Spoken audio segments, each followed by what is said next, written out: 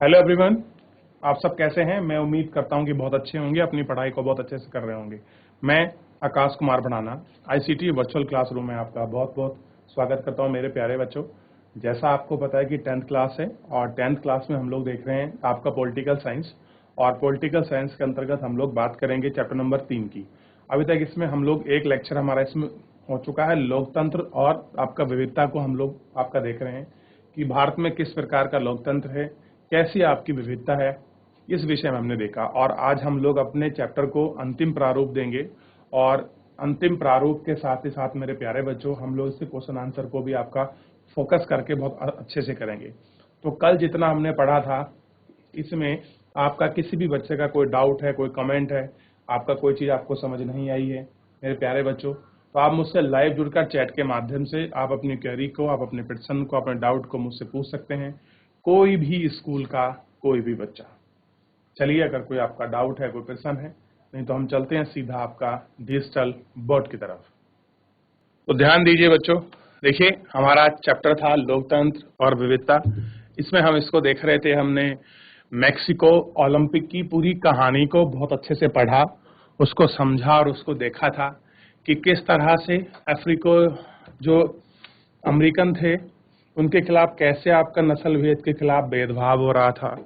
उसके विषय में हमने पूरा पढ़ा और एक एक करके हमने इन सब पर आपकी बात की थी।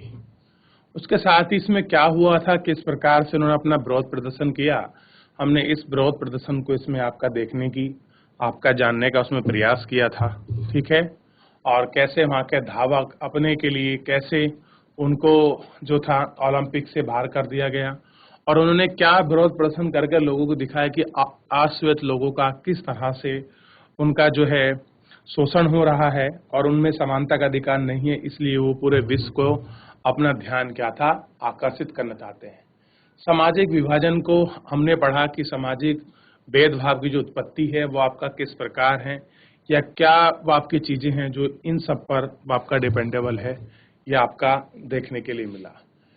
तो ये है आपका विभिन्नताओं में आपका सामंजस्य और टकराव की जो स्थिति वो आपकी पैदा हो रही है, उस टकराव की स्थिति को आपका पैदा करते हुए क्या क्या चीजें हैं, उन सभी चीजों को हमने इस लेक्चर के माध्यम से आपका जानने का और उनको पढ़ने का, उनको सीखने का आपका प्रयास किया।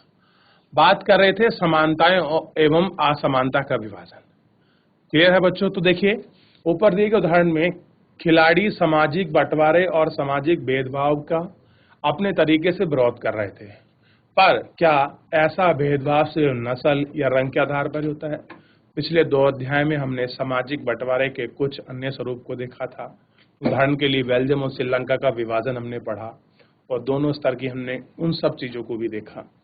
बेल्जियम में अलग अलग आपके लोग थे जो अलग अलग क्षेत्र में रह रहे थे, अलग अलग भाषाओं में आपका बोलते थे, उनको हमने देखा। श्रीलंका में यह बंटवारा भाषा और क्षेत्र दोनों के आधार पर दिखाई दिया। इसी प्रकार समाज में सामाजिक विविधता अलग अलग रूप से सामने आती है और अलग अलग रूप से आपका सामने दिखाई देती है। फिर ऐसा एग्जाम्पल हमने उत्तरी आयरलैंड और आपका ग्रेट ब्रिटेन के बीच देखा कि कैसे आपका प्रोटेस्ट और कैथोलिक लोग आपस में लड़ रहे थे, कैसे वहाँ खून खराबा हो रहा था, और कैसे एक समुदाय की जो जनसंख्या अधिक थी और जो दूसरे के कम थी, कैसे उनके आपके हितों की आपकी रक्षा नहीं हो रही थी, इसमें हमने पढ़ा। और हमने देखा कि कैसे ग्रेट ब्रिटेन सरकार ने नेशनलिस्ट के बीच आपका शांति समझौता हुआ, दोनों पक्षों में कैसे बैठ के बात की गई कि अब हम लोग क्या नहीं करेंगे, आज से किसी तरह का हिंसक आंदोलन नहीं करेंगे। यूगोस्लाविया की कहानी का भी जो अंत है वो आपका दुखद हुआ। धार्मिक और जातीय विभाजन के आधार पर शुरू हुई राजनीतिक होड़ में यूगोस्लाविया के टकराव में कई बंटवारे हुए, उनको हमने देखा। तो इसको हम लोग बच्चों आपका बहुत अच्छे से अपने पूरे लेक्चर में आपका देख चुके थे और हम लोग इसकी बात भी कर चुके थे। देखिए आइए और हम इसमें आपका विस्तृत से और बहुत सारी चीजों की हम लोग आपका चर्चा करते हैं और इसको हम लोग आपका देखते हैं।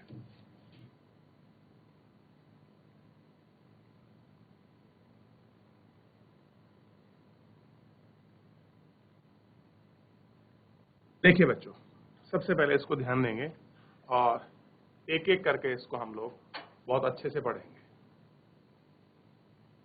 देखिए ध्यान दीजिए, सामाजिक विभाजन की राजनीति। सामाजिक विभाजन की राजनीति को किस प्रकार प्रभावित करते हैं, इसके विषय में देखेंगे। राजनीति का इन सामाजिक विभाजनों से क्या लेना देना है। पहली नजर में तो राजनीतिक और सामाजिक विभाजन का मेल बहुत खतरनाक और विस्फोटक होता है। कह रहे अगर आपके राजनीतिक और सामाजिक विभाजन को एक साथ मिला दिया जाए तो पहली बात तो मिलाने के बाद जो इनका विस्फोट होता है वो अपने आप में कैसा है, बहुत खतरनाक है। क्लियर है। लोकतंत्र में विभिन्न राजनीतिक पार्टी के बीच प्रतिद्वंदिता, जो आपका कंपटीशन का जो माहौल होता है, इस प्रकार प्रतिद्वंदिता के कारण कोई भी समाज फूट का शिकार बन सकता है। और कह रहे हैं कि इस कंपटीशन के अंतर्गत कोई भी आपका समाज क्या बन सकता है कि जो आपसी फूट है वो उसका शिकार बन सकता है। ठीक है। अगर राजनीतिक दल समाज में मौजूद विभाजन के हिसाब से राजनीतिक होड़ करने लगे तो इससे सामाजिक विभाजन राजनीतिक विभाजन में बदला जा सकता है। अब देखिए, अगर सभी पॉलिटिकल जो आपकी पार्टीज मान लीजिए अगर वो होड़ करने लगे इसी तरह से, तो जो सामाजिक विभाजन है वो किस में चेंज हो जाएगा, आपका राजनीतिक विभाजन में आपका बदल जाएगा और देश में विखंडन की तरफ जा सकता है। विखंडन का मतलब है कि देश टूटने की कगार पर, इंटरनल जो आपके मुद्दे हैं वो बड़े हावी हो जाएंगे, क्षेत्रवाद, भाषा, धर्म, जाति, इस तरह की चीजें हावी हो सकती हैं। क्लियर है। ऐसा कोई देश में हो चुका है और कह रहे हैं कि ऐसे कई ऐसे देश हैं जिनमें ये सारी चीजें आपकी हो चुकी हैं। आइए थोड़ा सा इसके विषय में पढ़ते हैं कि तो आपके परिमाण के जो का क्या दायरा है, उन दायरे को हम लोग आपका देखते हैं। उत्तरी आयरलैंड का ही उदाहरण ले लें जिसका जिक्र हम ऊपर कर चुके हैं। ग्रेट ब्रिटेन का हिस्सा काफी लंबे समय से हिंसा, जातीय कटुता और राजनीतिक टकराव की गिरफ्त में रहा। यहाँ की आबादी मुख्यतः कैसी है, ईसाई है, यानी कि आपका क्रिश्चियन है। अब देखिए, क्रिश्चियन भी आपका दो भाग में आपका बटा हुआ है, एक है प्रोटेस्ट। क्लियर है। आगे देखिए, दो इनको हम लोग देखेंगे करके और हम लोग इस पे बात करेंगे। और दूसरे हैं कैथोलिक। पर यहाँ इस धर्म के दो प्रमुख पंथों में बुराई की तरह बट गया। अब ये भी जो आपका धर्म है दो पार्ट में बटा बुराई की तरह। और देखिए कह रहे हैं कि 53% जो आबादी वो क्या है आपका प्रोटेस्ट की है। ठीक है। जबकि 44% रोमन कैथोलिक हैं। कैथोलिकों का प्रतिनिधित्व नेशनल पार्टी करती है। उनकी मांग है कि उत्तरी आयरलैंड को आयरलैंड गणराज्य के साथ मिला लिया जाए। अब क्या कह रहे हैं कि उत्तरी आयरलैंड को कहां मिला दो, आयरलैंड गणराज्य के साथ आपका मिला दो। तो पूछिए इतना जितना आपने यहां तक कोई चीज आपको समझ नहीं आई है। क्लियर है, पूछ सकते हैं आप मुझसे। क्लियर है बच्चों। तो अब देखिए उनकी मांग कैसी है, वो सही है। क्यों, वो क्या चाहते हैं कि जो उत्तरी आयरलैंड है वो उसका विलय कहां हो जाए, आयरलैंड आपका गणराज्य में। क्यों, क्योंकि वहां कैथोलिक जो आपके लोग हैं उनका कैसा है, जो आपकी संख्या है वो कैसी है, अधिक है। क्लियर है। जो कि मुख्य कैथोलिक बहुलक है। और कैसे हैं वहां आपके कैथोलिक ही आपके बहुत सारे लोग वहां आपके रहते हैं। प्रोटेस्ट लोग का प्रतिनिधित्व यूनाइटिस्ट पार्टी करती है जो ग्रेट ब्रिटेन के साथ रहने के पक्ष में है। अब देखिए, एक वो पक्ष है जो ये कह रहा है कि मेरे को आयरलैंड गणराज्य के अंदर रहना है, जो कैथोलिक है। जो आपका प्रोटेस्ट है वो कहा बोल रहे हैं हमको ब्रिटेन के साथ रहना है। तो दो गुट है और दोनों का अलग अलग मत है, अलग अलग आपका रहना चाहते हैं। क्लियर है। क्योंकि ग्रेट ब्रिटेन मुख्यतः प्रोटेस्ट देश है। यूनानिस्ट और आपके नेशनलिस्ट के बीच चलने वाला हिंसक टकराव में ब्रिटेन के सुरक्षा बल सहित सैकड़ों लोग और सेना के जवान मारे जा चुके हैं। अब देखिए, इन दोनों पार्टियों का जब भी आपका टकराव हुआ और टकराव में जो आपके सुरक्षा बल हैं, जो आपके पुलिस हैं, वहां के डिफेंसेस हैं, सर्विसेज हैं, उनसे क्या मारे जा चुके हैं, उनके जो बहुत सारे लोग हैं वो अब तक इसमें मारे जा चुके हैं। क्लियर है बच्चों। 1998 में ब्रिटेन की सरकार और नेशनलिस्ट के बीच शांति समझौता हुआ जिसमें दोनों पक्षों ने हिंसक आंदोलन बंद करने की बात को स्वीकार किया। क्या कर दिया, उसको बात करने की उसको स्वीकार कर दिया कि हम लोग क्या नहीं करेंगे, आपका आज के बाद हम लोग आपका कि हम किसी प्रकार का जो आंदोलन है वो हिंसक आंदोलन आपका नहीं करेंगे। युगोस्लाविया की कहानी का ऐसा दुखद अंत नहीं हुआ। वहां धार्मिक और जातीय विभाजन के आधार पर शुरू हुआ राजनीतिक होड़ में युगोस्लाविया कई टुकड़ों में आपका बट गया। कैसा हो गया कि वहां का जो था आपका पार्ट और खास कर आपका युगोस्लाविया क्या हो गया, कई पार्ट में आपका बट गया, कई उसके आपके टुकड़े हो गए। क्लियर है? ऐसे उदाहरणों के आधार पर कुछ यह निष्कर्ष निकालते हैं कि राजनीतिक और सामाजिक विभाजन का मेल नहीं होना चाहिए। क्या नहीं होना चाहिए? राजनीतिक और सामाजिक विभाजन का जो है आपका मेल जो है वो आपका नहीं होना चाहिए। ठीक, अब देखिए इसमें लिखा है बुल्गारिया, रोमानिया या भारत। क्या कह रहे हैं? बुल्गारिया है आपका, रोमानिया या भारत। ठीक, इसको थोड़ा देखते हैं। गणेश विदेश घूमकर आया था और वह हमेशा महाश्वेता को बताता है कि पूर्वी यूरोप के विभिन्न देशों में रहने वाले रोमन लोगों का जीवन कैसा है। क्लियर है? जो आपके बुल्गारिया की नर्स थी, रोमन लोगों के बारे में उसने यह भी बातें की। नर्स होने से चलते हैं कि आप किस आपका तीमारदार करने को मना नहीं कर सकते। ये रोमन बहुत ही गंदे होते हैं। किसी के परिवार में किसी को जरा सा भी कुछ हो जाए तो पूरा परिवार और पड़ोसी उठकर अस्पताल आ जाते हैं, और जब वे अस्पताल में होते हैं तो जुबान बंद रखने तो जानते ही नहीं हैं। वे जोर जोर से बोलते हैं, सिगरेट पीते हैं, चारों राख और सिगरेट के टुकड़े फेंकते हैं तथा दीवारों पर थूकते हैं। धैर्य तो उनमें है ही नहीं। वे हमारे डॉक्टरों को परेशान करते हैं और उनके साथ बदतमीजी करते हैं। दरअसल काली चमड़ी वाले लोग हमारी तरह नहीं होते। अब देखिए, इसने एक अपनी सोच को, एक अपने एक्सपीरियंस को बताया है कि जो काली चमड़ी वाले लोग हैं वो क्या नहीं होते, वो हमारे जैसे आपके नहीं होते हैं। एक उसने अपना जो है डिस्क्रिमिनेशन अपना बताया है कि भेदभाव किस तरह से वो दिखा रही। क्लियर है? आगे देखिए, उनकी रंगों की पसंद भी बहुत अजीबोगरीब है। जरा उनकी पोशाक तो देखिए, आखिर वे देश के बाकी लोगों की तरह क्यों नहीं रहते।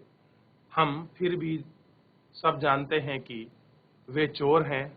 मैंने लोगों को यह कहते सुना है कि रोमन लोग अपना खून बेचकर जीवन चलाते हैं। इससे कोई भी अस्पताल का खर्चा नहीं उठा सकता, पर बीमार होने पर दौड़ते दौड़ते अस्पताल पहुंच जाते हैं। नेक बुल्गारियाई करदाताओं के पैसे पर आपका इलाज कराते हैं। तो ये पूरी कंडीशन बता रहे हैं कि वहाँ के बुल्गारिया के जो आपके लोग हैं, रोमनी जो आपके लोग हैं, वो किस तरह से उनका जो लाइफ स्टाइल है या कैसा उनका बिहेवियर है, उसके विषय में आपका हमको बता रहे हैं। ठीक है, यह आपको तुम्हें थोड़ा सा ध्यान रखना है। ठीक, आगे देखिए। ये बातें कुछ सुनी सुनी सी लगती हैं, महाश्वेता ने कहा। गणेश ने फिर रोमानिया में रहने वाली एक रोमानी मुजरुदनी के बारे में बताया कि जब वह 18 साल की थी तब उसने अस्पताल में अपने पहले बच्चों को जन्म दिया। क्लियर है बच्चों? क्या किया उसने? अपने पहले बच्चे को जन्म दिया। उसके पास डॉक्टर या नर्स को देने के लिए एक भी पैसा नहीं था। वह अस्पताल में थी और कोई भी उससे मिलने या उसका देखभाल करने नहीं आया। आखिर वहां की सफाई कर्मचारी ने जो खुद भी रोमानिया थी उसकी मदद की और उसके बेटा हुआ। जब उसे बच्चा हो गया तो नर्स उसे लेकर आई और बोली, लीजिए एक अपराधी और पैदा हो गया है। क्या बताया? लीजिए एक अपराधी और पैदा हो गया। देखिए, ये सारी स्टोरी से हमको पता लगता है कि वहाँ के समाज में दूसरे समाज के प्रति कैसी घृणा, और देख सकते हैं कि कैसी एक सोच है जो हमको पूर्व अनुमान के रूप में जो आपका दिखाई दे रही है। आप इसको समझ सकते हैं। क्लियर है? सरकारी अस्पताल में रोमानी लोगों के साथ होने वाले व्यवहार के बारे में उसने बताया कि कह रहे जो आपके रोमानी लोग हैं उनके साथ अस्पतालों में किस प्रकार का व्यवहार होता है वो उसने उसके बारे में बताया। और अब तक जितनी आप कंडीशन पढ़ रहे हैं तो दोनों पहलू अभी हमने नहीं सुने हैं, केवल एक पहलू को देख रहे हैं कि रोमानी लोग ऐसे होते हैं, उनका बर्तावा, उनका पहनाव, उनके रंग रूप अच्छा नहीं है, अलग से ही हैं कुछ, वो क्लियर है। डॉक्टर हमें अपने कैबिन के सामने इंतजार कराते रहते हैं। एक बार डॉक्टर ने कहा कि अगर तुम्हें जांच करानी है तो पहले नहा कराओ। देखिए अलग अलग चीज है। निश्चित रूप से मेरे शरीर से बदबू आ रही थी। गर्भ अवस्था के दौरान मैंने कूड़ेदान से खाना उठाकर खाया था क्योंकि मुझे हरदम भूख लगी थी। मेरे पति ने मुझे छोड़ दिया था, मेरे 2 बच्चे थे, तीसरा गर्भ में था। सामाजिक कार्यकर्ताओं ने मुझे खाना देने से इनकार कर दिया, यानी कि मना कर दिया। प्रवास के समय मेरे पड़ोसी ने मेरी मदद की। मुझे अक्सर लगता है कि इन अस्पतालों में जाना ही अच्छा है। अब देखिए बाकी जो सामाजिक स्थिति है वो आपको दिखा रहे हैं। महाश्वेता ने गणेश की कहानी को सुनी और कहा, गणेश इन चीजों को जानने के लिए दुनिया के दूसरे स्तरों तक जानने की जरूरत है, और रोमानिया और बुल्गारिया की ही कहानी नहीं। यह तो खैर रोमानी लोगों की दास्तान है, लेकिन यह सब तो हमारे यहाँ भी होता है। हमारे यहाँ शासन द्वारा अपराधी घोषित लोगों के पास यही व्यवहार तो होता है। यानी अगर शासन किसी को अपराधी घोषित कर दे तो उसके खिलाफ भी क्या होता है, ऐसा ही व्यवहार होता है। क्या आपको महाश्वेता की बातें सही लगती हैं? क्या आपको अपने इलाके में कुछ ऐसे क्षेत्र समुदायों को जानने के लिए जिनके साथ आपके रोमानी लोगों का बर्ताव कैसा है ये देखा है? क्या आपने इन लोगों को वैसी बातें कहते सुना है जैसे कि योर्दका और आपका मुंजेनी कह रही थी? अगर हाँ, जरा कल्पना करें कि आपको ऐसी बातें सुनने को मिलती हैं और कहानी कैसी होगी। क्या बुल्गारिया की सरकार को यह प्रयास करना चाहिए कि रोमन लोग ही बुल्गारिया के बाकी लोगों जैसे पोशाक पहनकर आचरण करें? अब देखिए सबका अपना अपना अलग मत है, कौन किस तरह से रह रहा है, कौन किस तरह से है। आइए थोड़ा सा इसमें आगे देखते हैं। ठीक, उनका मानना है कि श्रेष्ठ स्थिति में तो यह समाज के किसी भी किस्म का विभाजन ना हो। कह रहे कि सबसे श्रेष्ठ स्थिति तो वो हो कि कोई भी समाज हो और किसी भी समाज का आपका विभाजन जो है आपका नहीं होना चाहिए। अगर किसी देश के सामाजिक विभाजन है तो उसे राजनीति में अभिव्यक्त ही नहीं होना चाहिए। क्या नहीं होना चाहिए? कि उसे अगर कुछ ऐसा विभाजन है तो उसे राजनीति में आपका अभिव्यक्ति यानी कि उसको खड़ा नहीं करना चाहिए। सिंपली वो ये चीज कह रहा है। ठीक है, इतना देखिए फिलहाल। कोई भी डाउट हो आप मुझसे पूछिए। इसके साथ ही यह भी सच्चाई है कि राजनीति में सामाजिक विभाजन की हर अभिव्यक्ति फूट पैदा नहीं करती। ऐसा नहीं कि आप सब चीजों को राजनीति में ले आए तो सारी चीजें आपकी फूट ही पैदा करेंगी।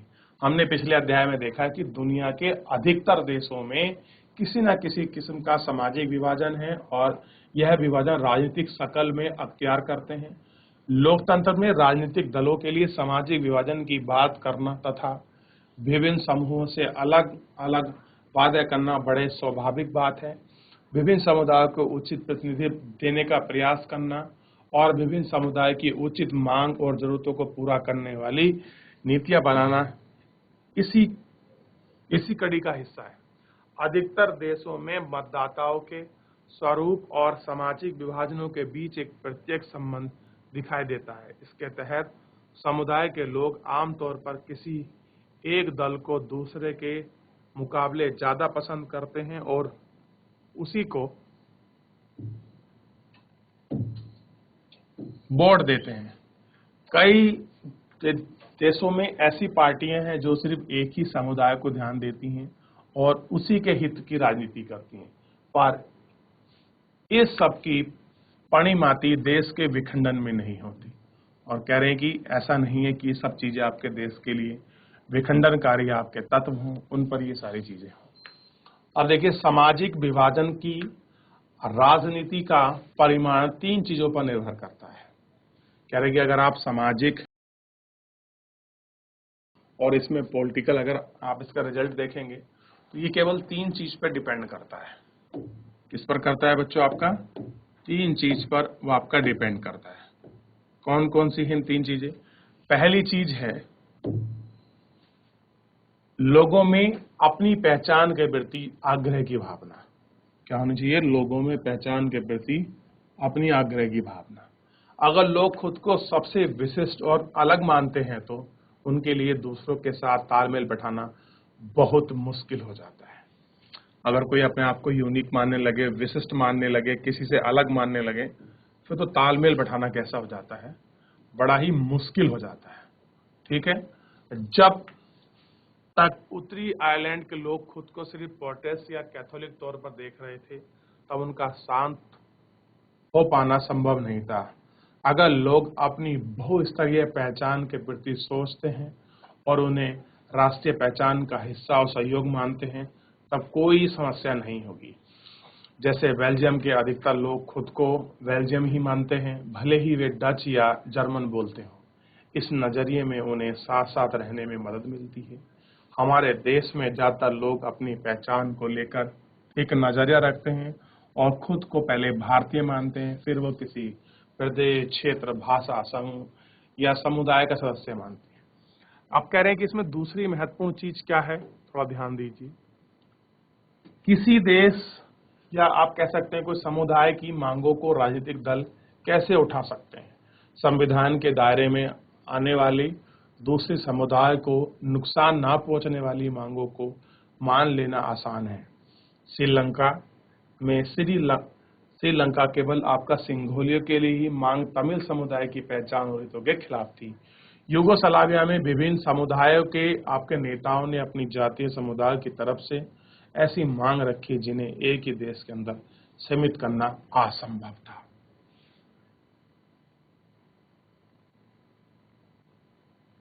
कैसा था बच्चों? असंभव था।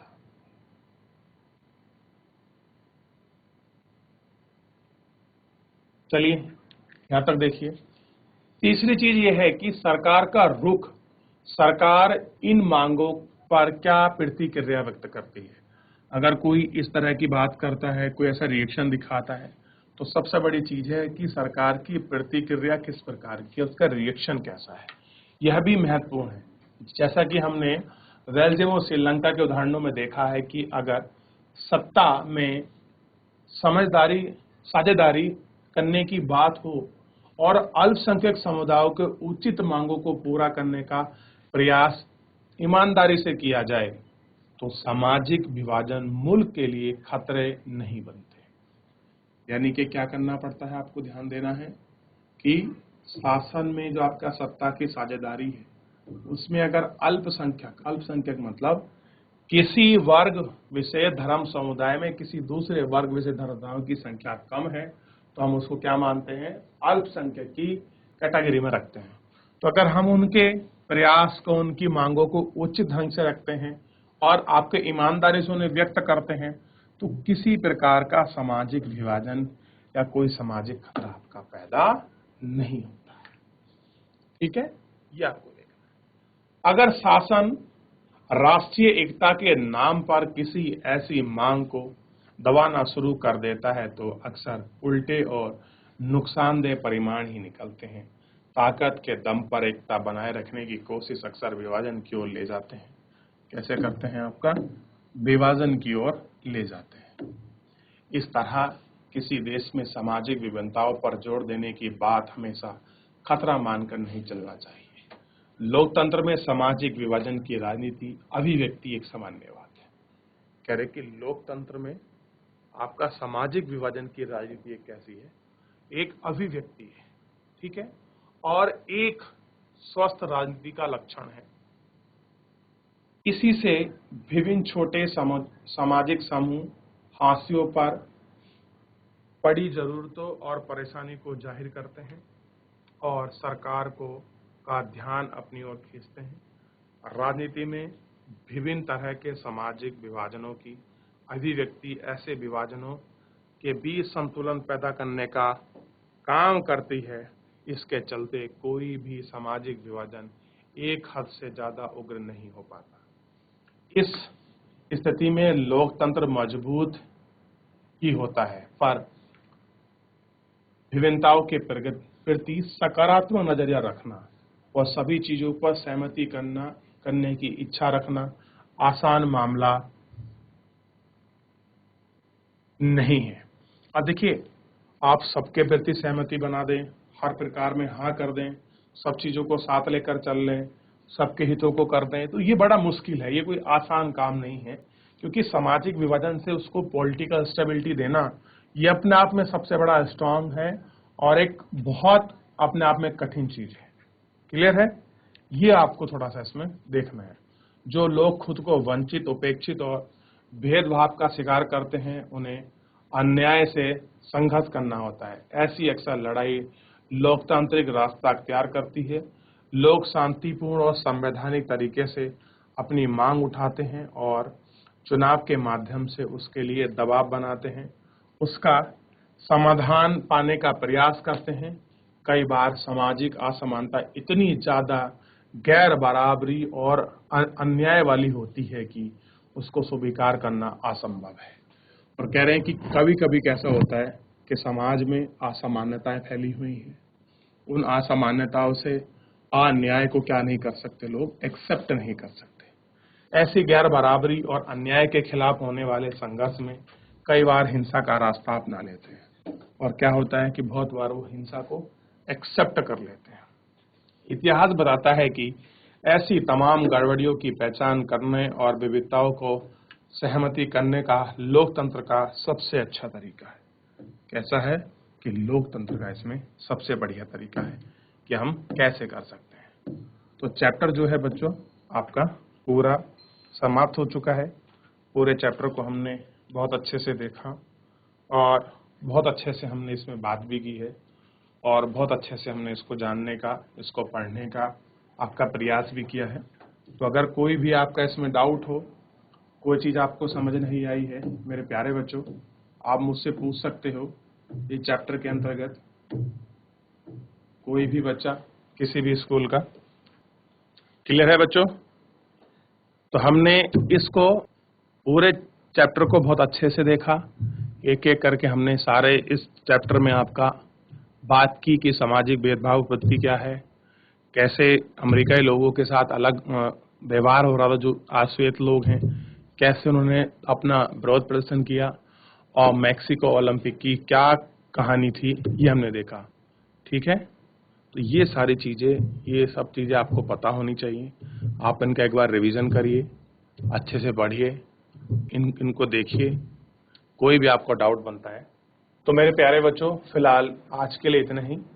कल हम लोग क्या करेंगे बच्चों, इसके जो आपके प्रश्न उत्तर हैं हम उनको करेंगे और हम आपके एक एक करके सारी चीज़ों को देखेंगे। तो फिलहाल आज के लिए इतना ही, मिलते हैं नेक्स्ट लेक्चर में। तब तक अपना ध्यान रखिए, स्वस्थ रहिए, अपनी पढ़ाई को बहुत अच्छे से करते रहिए और सभी विषयों का अपने प्रॉपर तरीके से आप लोग रिवीजन करते रहिए। मुझसे जुड़ने के लिए आपका बहुत बहुत धन्यवाद।